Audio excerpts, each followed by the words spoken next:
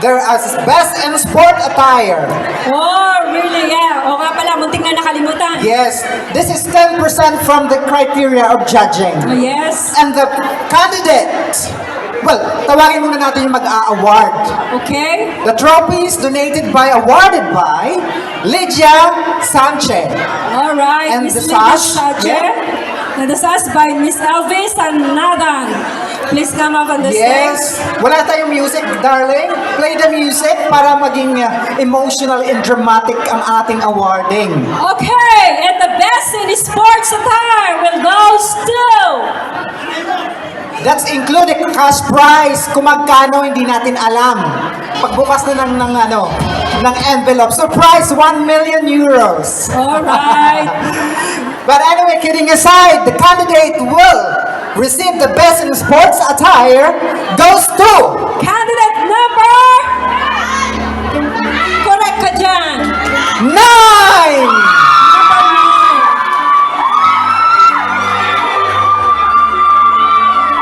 Ano nga ba ang ano ng candidate number 9?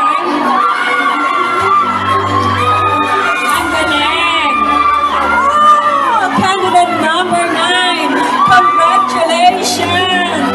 Talagang tinodo na to. Ninashi Batago. Congratulations. Alright, partner? Ayan, medyo exciting ang labanan ngayon. Yes, wag na natin And patagan-tagan next, pa. for the best informal attire, this is 15% from the representation. Oh, yes. And the trophy awarded by Miss Go-Getters Charity Group, but anyway, she's not available at the moment. May I call on Carlo Ilagan to give the sash as well? Yeah, Mr. Carlo Mr. Bani Ilagan. Panganiban?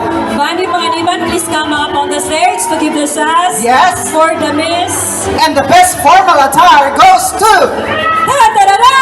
Candidate number 9!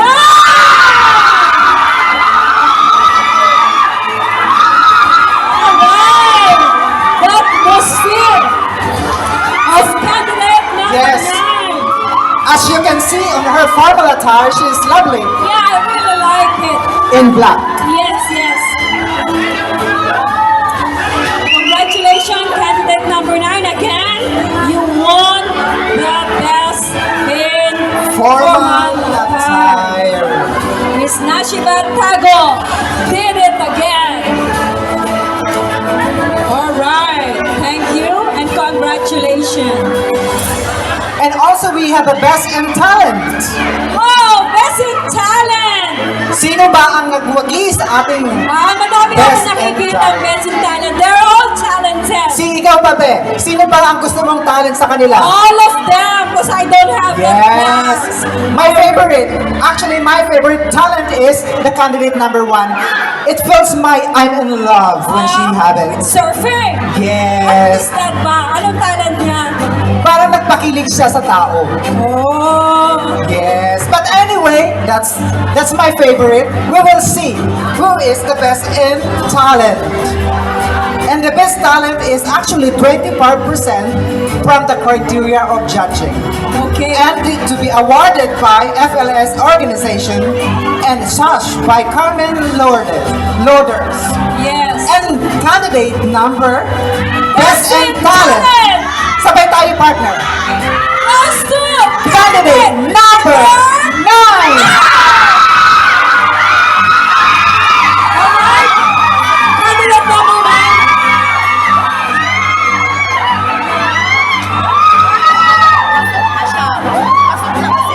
Congratulations. Thank you sa mga sponsor, Miss Glory, sa nagbigay ng, one of the sponsors. Maraming salamat. Oh, you did it again, candidate number 9. Talaga naman. I love the energy at the moment. While I was watching her Yeah? on the stage, oh my God, the emotions, the endurance. Yes, the energy is there. Talaga naman. Everything in total package. Yes. Lahat sila magagaling. But the judges has their own choices. So, congratulations, candidate number 9 for winning the best in Yes, congratulations. But we have more awards. And this award, Best in Gown. Oh, best in gown. And this is 20% from the criteria of judging. Oh, malaki din pala ang best in gown. And the trophy donated and awarded by Edvalpia. The sisters. Okay, the sister and mom. And this Best in Gown goes to candidate number. Sabay tayo. Sino kaya? Yes! Candidate number 4. Talaga naman! Candidate number 4! Siya bukod daming kakaiba, wala prinsesa gown! Yes. Diba? O sa susunod na Miss Valentine, yan din ang susuotin mo. Yes. She exudes her beauty for Partner. today. Pinaghirapan talaga. Yes. Partner. What I said earlier, she looks like a princess. Oh yes! Congratulations, candidate number 4, Miss May Gladys Posadas, for having the gown, the glamorous gown that you have. Very nice. From Thailand. Wow. The Kapungka. gown itself is come from Thailand. Kabungha! Kapun ka. Sawadee ka. Tika! Diba? Yun ang alam ko. Diba? From Thailand pa talaga, they really import the gown for candidate number 4. Pinaghirapan talaga nila. Alright. And of course, partner, previously we had a question and answer portion. Ah, okay. And this goes 30% from the criteria of judging. Yes, the candidate now, question and answer. O, di ba? Lahat tayo magaling sumagot. Ang ganda na lahat ng sagot nila. But everyone captures the heart of the judges, whom they think the best in Q&A. And this to be awarded by Mylene Pulintang. Oh, yes. And Basang Galay, to be shot by Basang Galay. Yes. And also now, we will proceed to the announcement of this question and answer. I like that. She has the beauty and the brain, ika nga. And the Yes. best in Q&A goes to... Goes to candidate number I didn't see. Number... 1. Wow! She really have the beauty and the brain.